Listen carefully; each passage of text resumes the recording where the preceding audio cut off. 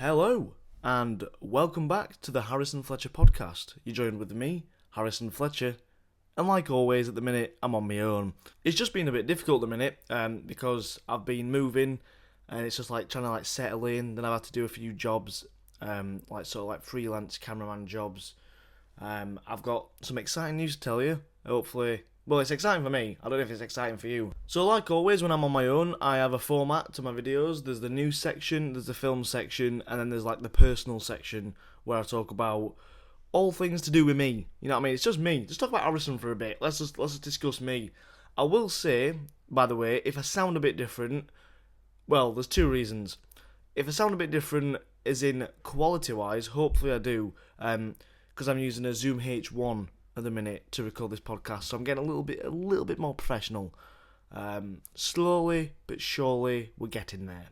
And the second reason why I might sound a bit different is because it is 9:35 a.m. In the Big Brother house. So, you know what I mean? Talking about Big Brother, we're not. So yeah, I've just pretty much woke up. Well, I haven't. I've been up since about 6. But that's by and by, innit? You know what I mean? Anyway, so I've been up for a few hours just trying to export and import footage to my computer. I mean, I'm living in Manchester now, full time. So that's interesting. A Yorkshire lad living in Manchester. It don't go down too well, does it? You know what I mean? It's not one of the things that you predict to happen. I didn't predict it to happen, but it's happened. I'm here. Let's get over it. So yeah, like I said, it's very early and my eyes are still blinking. So as I blink, I feel like I could fall asleep. But we'll try and get past that. Also, I'm changing my schedule on my main channel and on this podcast channel. I am literally going to discipline myself now. I will talk about this a little bit more later, but I'm going to really discipline myself now to try and really post one podcast a week. And if I don't, it will be one podcast every other week, guaranteed. Because I really need to get on track with it. I really enjoy doing it. This is the thing, I really like doing podcasts. It's just, it gets really difficult when it's just you on your own, and when you've got loads of stuff to do. And when I'm doing paid jobs, I do this for free, really. I mean, I get paid for my main channel stuff, but it's not exactly like I get paid 100 quid a pop. I get paid 100 quid a year, if that. Probably not even that. So it's very, you know what I mean? I've got to sometimes sacrifice the podcast and the main channel for other things that's going to bring in the dollar. The news headline that I'm reading out, first of all, it's about Love Island. If you watch Love Island, then wow. You know what I mean? Wow.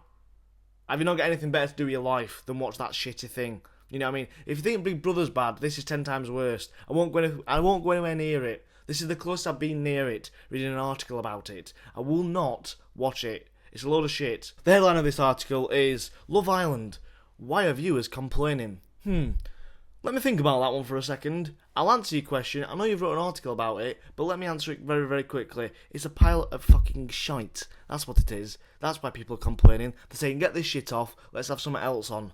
Viewers have been complaining about Love Island, but not for the reason that you might think. The ITV2 show sees single men and women put together in a Moroccan villa to find love and win a 50,000 cash prize. I added the cash because it sounded more authentic. I don't know why. But yeah, so basically this article is saying that so far it just gives a bit of description of what Love Island is. If you don't know what it is, it's basically just you put a bloke, put a lass in a room, and a load of other lasses and lads. Not normal blokes either, not normal lasses. They're all models. They all look like models. They're all ripped. There's not a normal bloke in there, you know what I mean, that just sat down, that's got a beer belly and having a pint to John Smith's. We ain't got that, no. And it's just tiny women, tiny anorexic women, just in there, just with their tits out and stuff. And men with the six packs out. They call it a reality TV. It frustrates me that it comes under reality TV show, because it's not a reality TV show at all, is it? You know what I mean? You're picking people that look nice on screen, which I get. You know what I mean? It's going to bring viewers in. People go, ooh, I think she's fit, or I think he's fit. Let's watch it. But no, it don't work like that, I don't think. I think people are getting fed up with it. Geordie Shore did that in, and all shit like that, We don't need more shitty programs like that.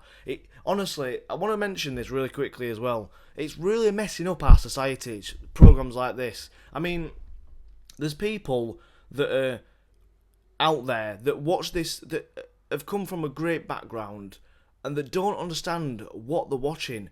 They think that because it comes under reality TV that everyone is like this.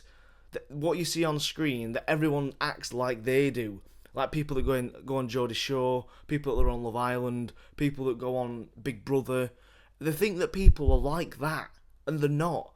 That's just like a tiny percentage of the top idiots in the world that they put in the houses, that they put in the villas, that they choose to put on Geordie's Show. It's all people that are thick as shit, that go out every week and just get pissed and argue over a broken nail or who's shagging who. We don't give a shit about it. You know what I mean? It's just, but then people start acting like that in real life. There's been a really big cultural shift amongst our generation at the minute. I say our generation, it depends how old you are. If you're 70 and listen to this, it's going to be totally irrelevant. But the younger generation will go with like 18 to 30. Like that sort of age range. People are just becoming so indoctrinated by this, and it's like, why are you letting that happen to you? Have you not got a brain cell that says, right, I don't feel like I'm acting nice, I might just forget about what I've seen on TV, it probably might be fake. Oh no, because it's reality TV, it's all real. Bullshit. Anyway, the show's received over, I think it's 43 complaints. 46. It's 46 complaints. But they're trying to defend it. The ITV trying to defend it, saying, "Oh, but it's after the watershed. It's after 9 o'clock." Yes, but it's still a load of shit, and it's promoting shit. I don't agree with what some people saying it's promoting in a way, but we'll go on to that in a minute. So anyway, 24 complaints were viewers objectifying to the portrayal of smoking. I mean, you're putting cretins on the screen that look like knobheads and that are acting like knobheads, but the biggest concern that people have got, that 24 complaints have got, is that them just smoking. I don't think that's your first problem. I think your first problem is probably the people you're putting on there. Do you know what I mean? It's the types of people that they're putting on that's really, it winds me up. As you can tell, it proper pisses me off. 15 of the complaints were made about the promotion, apparently, of sexual material.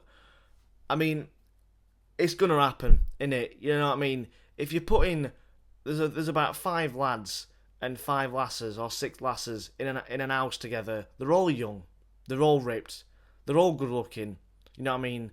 It's just gonna happen, innit? At some point when they're getting drunk or whatever, I don't watch it, so I don't really know what happens. But in Big Brother, for example, when you watch it, they get pissed and something happens. They go under the sheets. Good night. You know what I mean?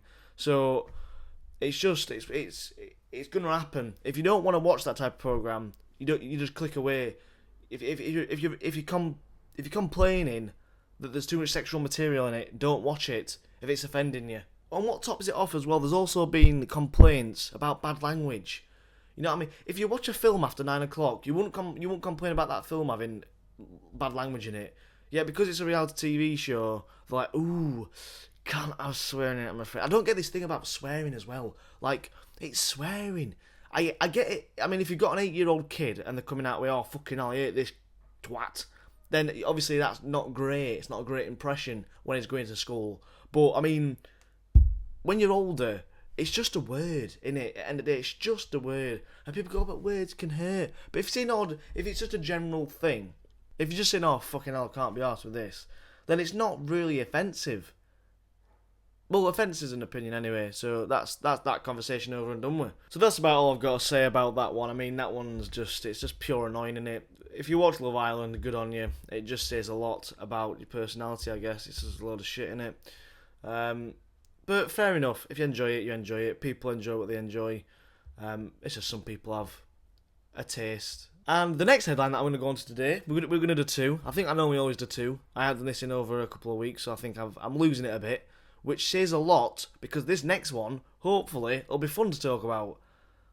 Sex robots could be used by the elderly to help them overcome anxiety and erectile dysfunction. I saw that title and I was like, right, that's going straight in the podcast. So, Great story. I mean, we've got a picture of an old bloke here holding his hand to his head like, oh, what have I done? Why am I on this fucking digital newspaper website? So the first opening line that I'm getting to says, pensioners could use robots for sex therapy as machines become increasingly lifelike in the next 50 years.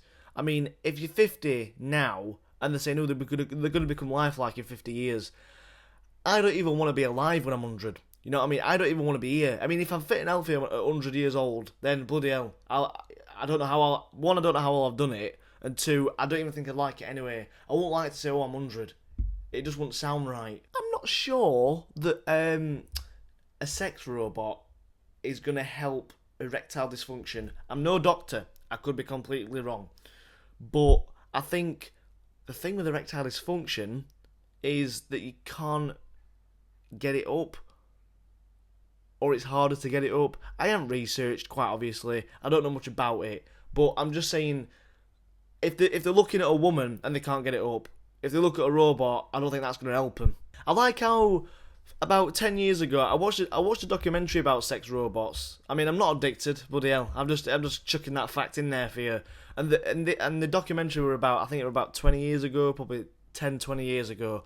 And the stuff that they were coming out with then, Jesus, mental. It was like having sex with Robot Wars or something. It were mental. It just didn't look even like a real. It could be a real thing. And I just thought, Jesus, this is mental. To be fair, I'm looking at one now, and it looks very creepy still. I don't think, if I wanted to, I wouldn't anyway. But if I wanted to, I wouldn't. It looks very scary. They still, because they don't move or do anything as well, it's just weird. When you can have sex with a woman, why have sex with a robot?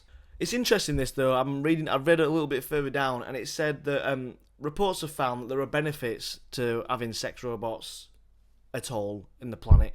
There's articles that have claimed that sex robots can actually be marketed for a potential cure for paedophiles and rapists. The model that I'm looking at the minute, the sex robot model that I'm looking at the minute, is costing £10,000. So it's not a cheap deal. You got to have a bit of cash saved to even comprehend wanting to have sex with a robot. So I don't know how people are doing it, if they are, because normally it's weirdos that live in a caravan with a mum. Not to generalise and stereotype, but I just have. And that's generally what it is. It's weirdos that live in a caravan with their mums that are almost dying. People have said that, like, I'm reading also here that it said that people that have, like, social anxiety can practice having sex, like, on their own, but actually, you know, without any human involved, so there's no pressure there from them. I mean, it says here that it could be used for people that have disabilities, but I'm just thinking about that and thinking, how are they going to market that? How are they going to come out and just say, oh, we've got sex robots for disabled now, so forget humans, they can have a robot, chuck them in a room with that, give them half an hour, you know what I mean, bish bash boss, they're done. But it's just like, that's the sort of thing of it. I'm saying it in a funny way, but it's like, it's quite, if I was, like, severely disabled, I wouldn't like to think that I was just being sort of generalised, I guess, and people sort of making assumptions that, oh, it's going to help you, it's going to make you feel alright, this is going to make... I just think that's a little bit wrong thinking, I guess. I get the niceness behind it if you're really severely disabled and you're still human with human needs, and I get that, but I just don't know, I just don't think it's right somehow. I think there's some sort of, like, weird tone there that I just don't quite get. I don't quite like it. It feels a bit wrong. I'm just about to play a clip of a sex doll speaking. Right now, I'm just about to play a clip for you of the world's first speaking sex doll, and it's answering some questions, so let's see what it says. How do you feel about sex? Sex is one of the most fascinating things in the world. I don't think there is anything wrong with it. Now, I don't know if you quite heard that, but that was the world's first sex doll actually answering a question. It's weird. It's very weird. Someone called Prof. Sharky. I don't really know who that is. That might be some sort of builder of these robots, a designer or whatever. He's come out and said, some would say it's better that they rape robots than real people, But there are other people say that this would encourage rapists more, which is an interesting point, which I was trying to sort of talk about earlier on. Basically, I think it would help. I think it would certainly help paedophiles, but I'm not sure about rapists. I think paedophiles. This is an interesting I'm just talking off topic here. But I think paedophiles are more. I think that they've got something mentally wrong with them, whereas rapists, I think, are just horrible people. I think it's very important that we sort of, I don't know, I think, especially at the minute with how things are and how things have happened in the last like few years, with all like the sort of rape scandals and all that sort of things, and like it's always happened, it always will, the Jimmy Savile thing and all that sort of stuff. But I think it's people that are generally messed up in the head. I think it's actually people that are really just born with a chemical imbalance, that they just think it's right, they've got this need, they don't see what's wrong with it. Often it's people that are really secluded from society, really lone wolf sort of characters that are on their own, or they live with the parents still, or they've got some sort of mental problem already, like for example a disability or something like autism or something like that. Which obviously, I'm not saying that people with autism are paedophiles. I'm just saying that it's not exactly, they have a different perspective on the world already. So if they're not having the right upbringing, I think it can impact on how they see the world and what they think's right. Maybe they might have like a really weird dad, and the dad leaves when they're really young, and that might trigger something. I don't know. I'm not saying that I'm not sticking up for paedophiles. Don't get me wrong. I think it's absolutely disgusting, but it's. I think there's a huge difference between a paedophile and a rapist. I just wanted to get that off my chest, and it's like I say, it's a podcast where I'm going to be honest about stuff. See, this is what's mental. I've just read that a robot can you're having sex with it and it can detach parts. Whenever is that normal? You know what I mean? Whenever you're going to want to request that, you won't be like having sex and just say, oh, excuse me, could you just detach your arm, please? To whoever. You know what I mean? It's just not normal. You wouldn't want to pull the legs off. Anyway, we've talked enough about sex dolls and Love Island. So let's move on and let's talk about, what is it? It's the film section. So recently I went to the cinema and I saw Baby Driver. Wow! What an amazing film. What an amazing film. Absolutely loved it. The soundtrack, God, you can't knock it, can you? The soundtrack were amazing. I've just got to put something on a minute really quickly. Here we go. Yeah. Was he slow? No. Good kid. Devil behind the wheel. Was he slow? No, it wasn't slow. It wasn't slow. Retarded means slow. Was he slow? It wasn't slow. No. What the hell else more did you know? Sorry, I just had to play that quickly. If you haven't seen Baby Driver, go and see it at cinemas. It's absolutely amazing. So yeah, Baby Driver, great story. Watch the trailer. Go and see it at cinema. It's good than that. It's got him out of 4.5 stars in. It's right good. Got a right famous director, and he's done loads of stuff. And yeah, 9 out of 10. Go and see it or something. Movie review. A film that I'm wanting to go and see. I know it's out now. Is Spider-Man: Homecoming. I don't know why they keep making more Spider-Mans. Fucking hell, how many are they gonna make? I think honestly that it's like I don't get the logic behind when they think, right, we're just gonna keep remaking it until we get it right. Get it right and then make it. You know what I mean? Think right then. Have we got a good film here, or is it gonna be shit? And then make it, because at the minute you keep making them over and over again. Now, I think this one's probably gonna be one of the best ones that we've seen. I think the storyline's a lot more punchy and it's got a lot more weight to it, and it fits in a lot better with a timeline, obviously. But I just think I know it sounds a bit weird, but with Spider-Man being like really young in this, like he's been young in the previous ones, he's like a young man, but I mean like he's really young, he's like a kid in this. So I think he's shown that he's a kid in this more than the ones that we've previously seen, where it's like a young man. This one is a kid.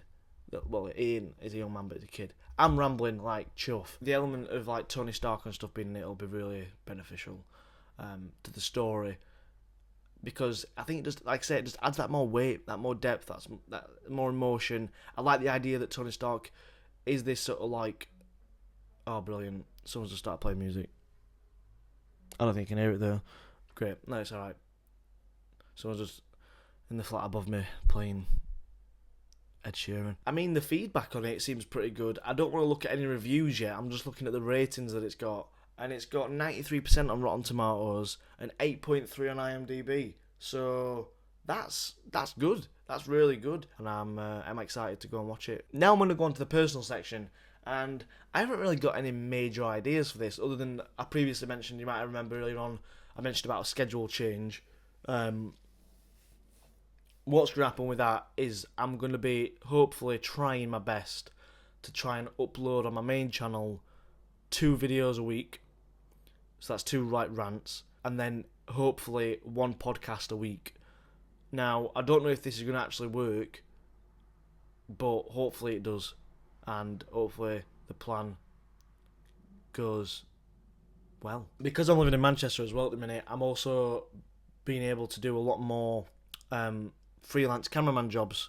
So I'm able to go out and get in contact with people and, like do jobs and get paid for doing what I want to do, which is obviously, it's great because obviously YouTube's good, but I can earn 5 times the money in one day doing a job for a cameraman than I can doing YouTube. So that's why I was saying earlier on about putting stuff to a side. Sometimes I have to just abandon mission and go and do the cash option. Obviously it's not great doing that, and I still want to do my YouTube stuff because that's what's sort of got me to where I am, got me doing what I'm doing, but sometimes it has to sacrifice. And I mean, it's not like, I've just hit 7,000 subscribers as well, which I forgot to mention, which is a bit foolish of me, so thank you for that very much. I appreciate it. This podcast is up to about 104 subscribers or something like that, which is great. And it gets like pretty much the listens is right with the subscriber count. So I get like roughly 100 views a week or whenever I post a podcast, which is great because it shows that people that subscribe, like you guys, are actually listening to it or watching it. You might not want to listen to it all. If you do listen this far, then congratulations. Give yourself a clap. I'm chuffed to bits with 7k. I mean, my aim with it at the minute, my aim for a long time has been to get to 10k, and I think that will be me, like, sort of, that's like, not my big goal on YouTube, but that's like a goal, definitely. I've always wanted 10k. Obviously, you always want more than you've got, but like when I reached 1k, it was like, wow, 1,000 people. And when you get to 1, you're like, I want 50, mate, million. So it's like, you know what I mean? It's just, you get addicted. You get addicted to the game. It's like heroin. Don't start YouTube, kids. It's very addictive. I just farted. I don't know if I'm going to put that in. I don't know if you can hear it. If you can, I might feature it. That might be the opening line. The opening sound is just me farting. And we go into it. Hello and welcome back to you know what I mean? So, that's great. Talking about shitting and farting. I've shit my pants. That's what I've done. I've shit my pants quite clearly. I've been recording this for 35 minutes. That's a long time sitting here talking to yourself. I'm going to edit a lot of this out. On the last episode of the podcast, like I try and do every week on these podcasts, I asked you to ask me some questions and I'll answer it in the next one. So the question that I'm answering today is from Ollie. And he asked me if I could have breakfast with anyone, who would it be, and what would I have for breakfast? I think was basically the gist of the question. I haven't got it right in front of me. I'm just going off memory here. So sorry if that's a bit wrong. But I think it's a hard one, that, innit? When you think about it. Anyone in history you could have breakfast with. I think it would have to be... See, a lot of people might be expecting me to say Ricky Gervais, which is a big... It's crossing my mind to say Ricky Gervais, but I'm thinking, really, do I need that? I've always said that I'd like to speak to Hitler and just like have a chat with him and that, and just say like, how come you did what you did, like how were it, like what were going through your head, like what's up with you, sort of thing, why would you do it, and just have a chat really. So wow, that's an interesting choice, isn't it? Jesus, Ricky Gervais or Hitler? Probably is going to be the title of this. Ricky Gervais, Hitler, or a sex doll. Is going to be the title, isn't it? That's what it's going to be. I'm going to pick more than one person, I think, for this. I'm going to pick a few people. I'm going to name some people that I'd have breakfast with, if I could, in history. I think I'd have... So, Ricky Gervais, Hitler... who else can we have? it's anyone as well, so we can have lots of different people. I know this sounds really naff, but I've just started watching a YouTuber called Craig Adams. I mean, if you don't know who he is, definitely go and subscribe to his YouTube channel. Just type in Craig Adams. It's Craig with a K. And his videos are great. I mean, he's got such good equipment anyway, so it makes it just look that much more pleasing to watch. His content and his sort of character and his personality is great. If you do go over there and watch his videos, by the way, just leave him a comment saying that I sent you over. Don't say, Harrison Fletcher sent me over, but say, I'll listen to this on the Harrison Fletcher podcast, and whatever you think about his channel. Just so, at the off chance that he does notice them comments, he might come back over and listen to these podcasts. That'd be great. Obviously, he's a big sort of YouTuber. The way I found him was through doing these, like, he does like wedding videos, and like wedding like tutorials and things to do like behind the scenes and stuff like that. And I've just started getting into wedding videography. So if there's anyone out there that wants a wedding filming, you know what I mean, and you want to meet me, you know what I mean, that's the element of surprise there for you. So it's like synergy. It's merging them. Probably I'll have Ricky Gervais, I'll have Hitler, Craig Adams, and Louis Theroux. Louis Theroux is a big inspiration for me as well. If you don't know who Louis Theroux is, go on Netflix. If you've got Netflix, type in Louis Theroux, and you'll thank me later. You'll have hours and hours of fun. He's a great guy. I'm saying it as if I know him, but I feel like I know him. I've watched all his documentaries, everything he's ever done. His Scientology movie, everything. He's a brilliant guy. That's about it. If you do have any more questions for me to answer next week, please do leave me a question in the comment section, and I will read it. Not reply to it, I'll reply to it in the next episode of the podcast. And that is all I believe. So I hope you have a good day, and I hope you have a good week. You'll see me on my main channel ranting away, I presume. If you're not subscribed to my main channel, go and subscribe. It's Harrison Fletcher. And that's about it. Thank you very much for listening. Goodbye.